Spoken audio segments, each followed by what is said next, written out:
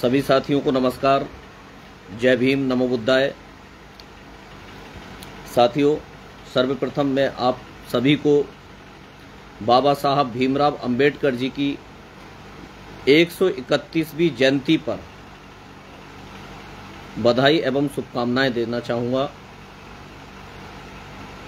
आप साथियों से निवेदन है कि 6800 आरक्षित वर्ग के सभी ग्रुप में लाइव सेशन को अधिक से अधिक शेयर कर दीजिए।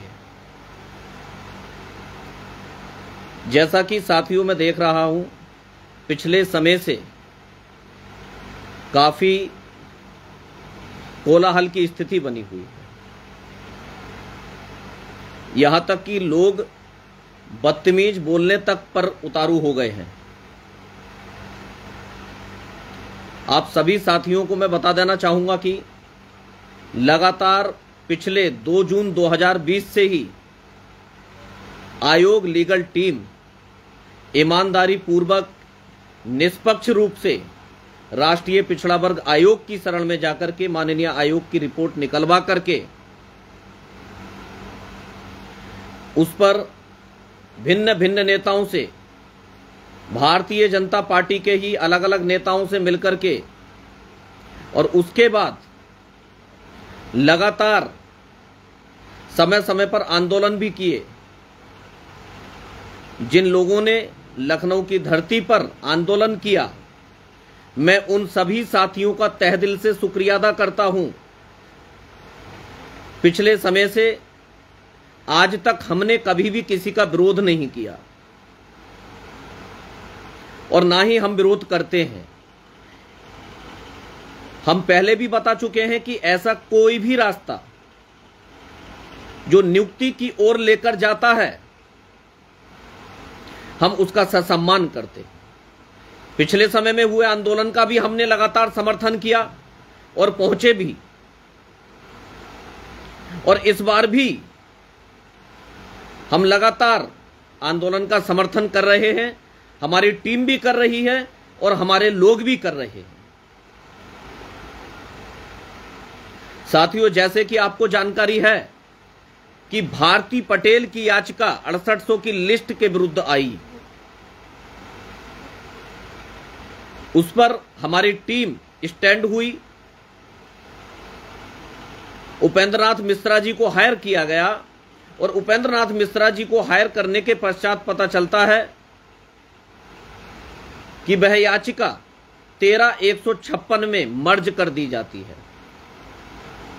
उसके बाद हमने माथुर सर को उतारा, डबल बेंच गए, वहां पर माननीय संदीप दीक्षित जी को हमने उतारा और इस बार हमने संदीप दीक्षित जी को सारी व्यथा बताई, जिसके बावजूद 4 कैटेगरी में इस केस को डिवाइड कर दिया गया। Group A, group B, group C, group D. यह भी हमारे लिए एक मोहलत की बात है। जो लोग इस बात को लगातार कह रहे हैं और लगातार आरोप लगा रहे हैं, जितने भी 5 लोग आयोग लीगल टीम में थे, उन सभी की सहमति से कार्य किए गए। यहां तक कि बात यह तक आई थी कि डबल बेंच से 20% जीतने के चांस हैं। तो हमारे साथ के ही लोगों द्वारा यह कहा गया कि सुप्रीम कोर्ट से वकील ले आते हैं, यहां से ले आते हैं, वहां से ले आते हैं। लेकिन हमने कहा कि ठीक है, देखते हैं। वहां से जो भी ऑर्डर आया, उस ऑर्डर में कोई भी किसी भी प्रकार की गलती नहीं है, बल्कि उसमें यह लिखा है कि जल्द से जल्द इस केस को डिसाइड किया जाए। तो उसमें किसी को किसी प्रकार की कोई समस्या नहीं होनी चाहिए। एक बात मैं साथियों से और बताना चाहूंगा, लगातार हम लोगों को बदनाम करने की बेवजह की कोशिश की जा रही है। मैं मानता हूं कि राहुल भाई के अकाउंट में पैसा आप लोगों ने मदद किया था और मैंने इस विषय में राहुल भाई से वार्ता भी की है और उनसे बोला है कि वह सारा हिसाब आकर के दे दें। आज वो आपके मध्य आकर के सारा हिसाब भी देंगे, सब कुछ A to Z बताएंगे आपको। मैंने खुद उनसे कल भी बोला था और आज भी बोला है, तो वो आज सारा मामला तैयार करके आपको बताने का कार्य करेंगे। दूसरी बात, जो लोग कह रहे हैं, बात कर रहे हैं उपेंद्र नाथ मिश्रा जी की, मैं ये नहीं कहता कि उपेंद्र नाथ मिश्रा जी आए या नहीं आए, आप उन्हें लाइए, शौक से लाइए, आपका वेलकम है। लेकिन क्या 6800 की ओर से प्योर एडवोकेट नहीं आने चाहिए क्या? हम 25 तारीख की बहस पर किसी पर विश्वास नहीं कर सकते।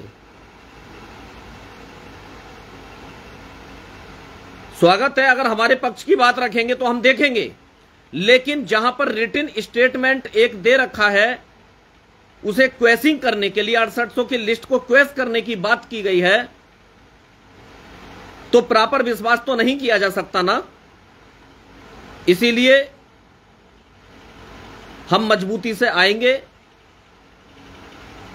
और अपने अधिवक्ता को अवश्य ही उतारेंगे। लोग भले ही कुछ भी बोलते रहें, कोई बदतमीज बोलता है, कोई कुछ बोलता है, सहमति हुई थी इस बात पर। हमने अमेंडमेंट की डिमांड की, राहुल भाई ने बताया कि अगले ही दिन मैंने अमेंडमेंट मांगा कि अमेंडमेंट में क्या लिखा है आप मुझे प्रोवाइड करा दीजिए। वो अमेंडमेंट भी प्रोवाइड नहीं कराया गया। अगले ही दिन जब अकाउंट खोलने की बात आई तो राहुल भाई से बदतमीज बोला जा रहा है कि आप काम करेंगे तो मेरे अनुसार करेंगे, जैसे मैं कहूंगा वैसा करना पड़ेगा। देखिए, टीम में सब लोगों की सहमति से कार्य होते हैं। टीम का मतलब यही होता है, यह नहीं कि जैसे मैं चाहूंगा वैसे करेगा, वरना लात मार के बाहर निकाल दूंगा। ये कोई शब्द नहीं होते हैं।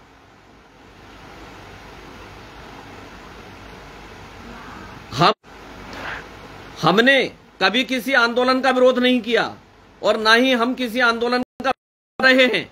हम खुद कह रहे हैं कि आंदोलन होना चाहिए, धरना होना चाहिए।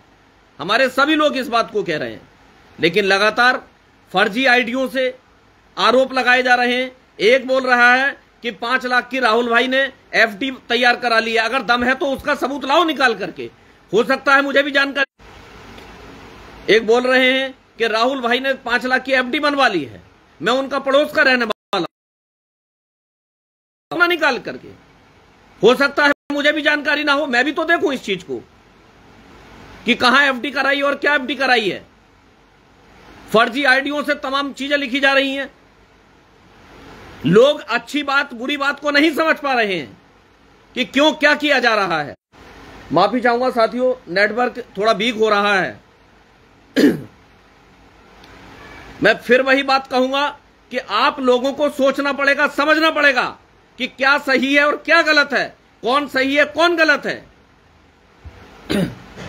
आपने हिसाब मांगने की बात की, हिसाब आपको दिया जाएगा, लेकिन उन लोगों से भी हिसाब लीजिए, वो भी अपना हिसाब दें। जब से आंदोलन कर रहे हैं, सारी चीज कर। देखिए, सिर्फ मैं यही कहना चाहूंगा, पहले लोग कहते थे कि कोर्ट से कुछ नहीं होगा, कोर्ट खेलना बंद करिए। अब फिर कोर्ट पर ही आ गए हैं। हमने आपको पहले भी बताया था कि देखिए, कोर्ट में मामला इस तरीके से फंसा हुआ है कि 69,000 से अधिक एक भी पद नहीं भरा जा सकता, माननीय कोर्ट ने कहा है।